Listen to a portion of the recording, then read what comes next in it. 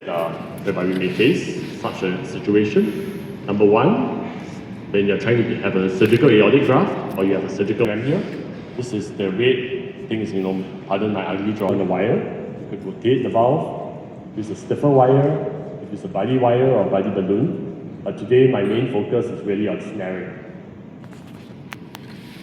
So this is a step-by-step guide. I will cover three main topics, the tools that you need to use, the access sites, as well as the steps to snaring. So the most common snare used, and this is the one that I exclusively use, is the loop snare. I would suggest to use a size between 20 to 30 mm, whatever you have on the shelf. Some folks have used an end snare. And for those of us who do not have snares, there are some techniques to make a homemade snare. The one on the left is done by the Japanese group. They have a very long flexible wire. It's a 300 cm ready focus wire. You can introduce it into a JR4 guide, make the loop. Or like our Corny's experience, we could use a balloon with a Corny wire to make a homemade snare. So next up is if you are trying to snare this valve, you need to decide whether you want to use a separate access or the same main access site. If you are using the same main access site as your tabby, you can only do it if you are using a bigger sheath. That means if the vessel is very small and you are using an inline sheath, you cannot do this. So how you do it is you loop the snare over the tabby device before you put it in. So it will look something like that. Once again, pardon my ugly drawing. And then you insert this whole system into the big sheath. So for example, if you are doing a 23 evolute, that's a 14 mm sheath that you normally put in. But if you want to go with a big sheath, you use the 18. This evolute FX with this loop will fit into an 18 French sheath.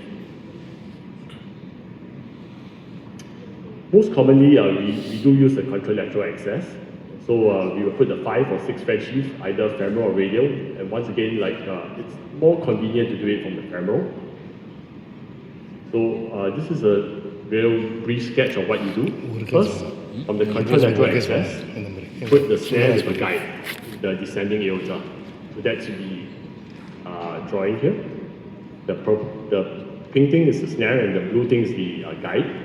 Then from the main access side, you push up your J wire and you make sure that the wire enters through the loop of the snare. After that, it's standard tabby practice. So you cross the valve as you would over the main access side. So next up, when you want to introduce the tabby device, you need to push the tabby device through the loop and then you tighten the loop over the bottom part of the capsule where the red arrow is. And then after that, you push the whole system together, and that's the video you see on the right. Them going up together, so tabby device with the snare.